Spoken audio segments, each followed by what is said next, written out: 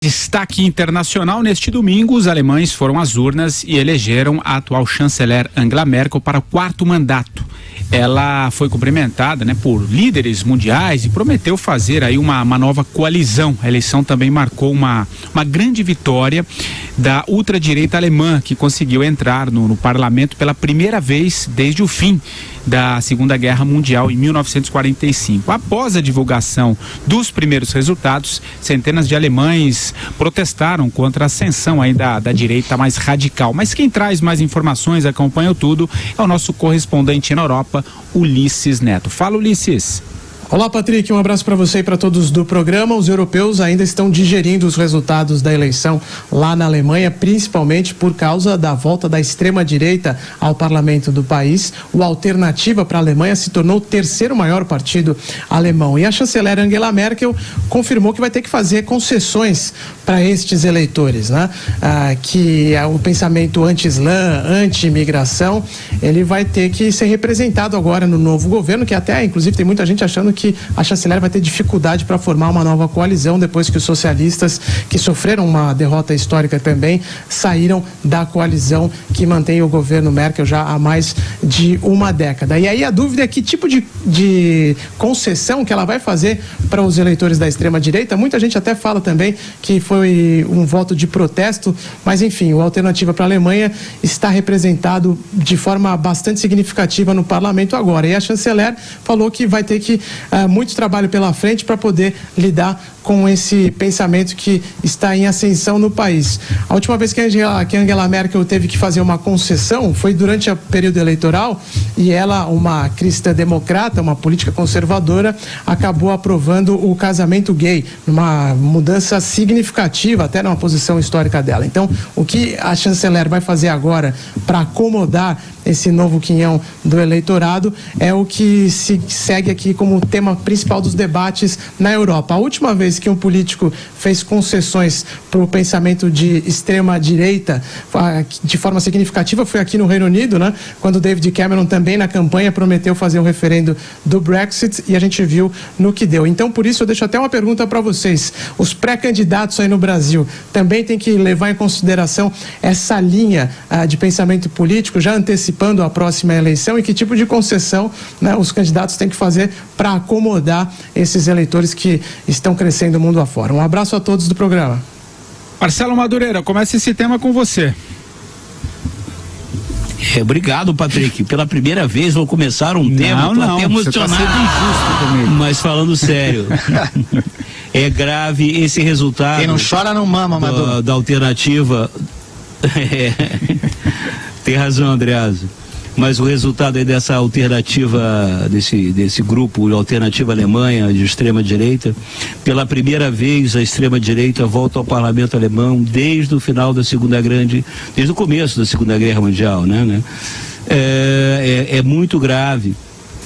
E eu acho que a Angela Merkel não é obrigada a fazer muitas concessões a esse pessoal, porque vocês viram a reação ontem do eleitorado com relação a esse resultado. Eles foram para a porta das comemorações lá do pessoal da extrema-direita fazer protestos, muitos protestos em grandes cidades, em Frankfurt, em Hamburgo. Houve uma reação do povo alemão, O povo alemão sentiu, talvez não esperasse, um crescimento tão grande da extrema-direita a ponto de ter assento no parlamento. Mas a Angela Merkel tem condições de procurar outros partidos, como o próprio Partido Verde, e fazer outro tipo de concessão. Eu sinceramente, eu não veria como produtivo para a Alemanha, nem para o resto da Europa, porque você verifica em vários outros países da Europa, como a Holanda, a própria Inglaterra, na Espanha, na Itália, você tem um crescimento da extrema-direita, muito talvez porque você já tem quase 70 anos no final da Segunda Guerra Mundial, a juventude, as pessoas, né, não estudam a história, não procuram entender o passado recente. E aí você acaba caindo em erros que são inadmissíveis, né? Essa intolerância, essa xenofobia. E isso aí é um fenômeno, inclusive, está ligado às transformações da economia de hoje em dia. Essas pessoas, no fundo, elas são extremamente reacionárias. Elas não querem, se recusam a entender as transformações que o mundo contemporâneo está vivendo e que não voltam atrás, né? A própria eleição do Trump nos Estados Unidos também foi um sintoma dessa natureza. Vocês não acham, não? Andreasa, vai você. Primeiro uma nota, né? Vejam que a ultramoderna Alemanha tem o sistema de votação com papel, não tem urna eletrônica, né? Aliás, eu usei o ultra de propósito aí, né? Porque aqui no Brasil não existe percepção do que seja direita, né? É tudo extrema direita, ultra-direita, mega-direita, mega-blaster direita, né? Você não vê ninguém chamar o PSOL de extrema esquerda, o PCdoB de ultra esquerda. Você não vê ninguém chamar o governo de Maduro de ultra extrema ditadura. Você não vê.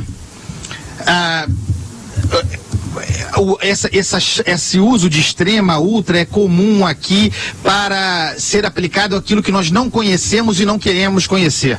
É uma muleta, tá? A eleição da AfP, a ascensão dessa AfP, que é sobretudo um partido nacionalista, eurocético, é puro produto dos erros políticos da senhora Angela Merkel. A modo como abriu as suas fronteiras indiscriminadamente, sem filtro, sem nenhum critério.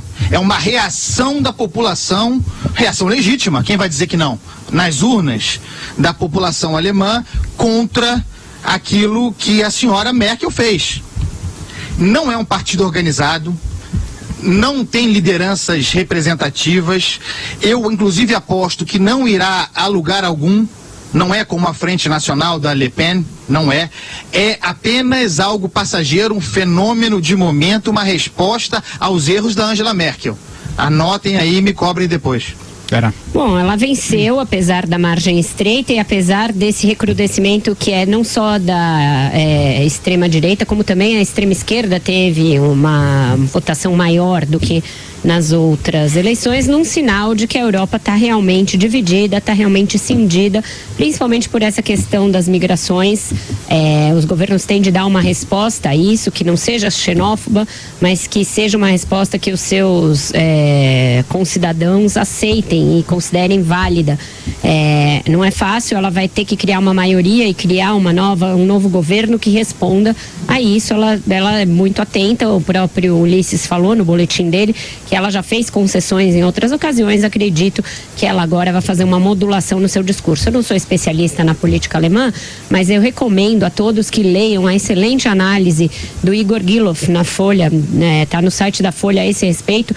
Ele está justamente modulando o que é essa alternativa para a Alemanha e mostrando que ela não é um grupo coeso, que ela reúne várias tendências aí de direita, com várias modulações dentro dela, e que por isso não chega a ser, como disse o Andreasa, um partido coeso que vai agir de forma orquestrada sempre no parlamento, né? Inclusive seus líderes já estão se dividindo aí, alguns vão assumir inclusive como lideranças independentes. Então acho que a gente tem de observar, mas foi um sinal, um recado para ela para mudar a sua política.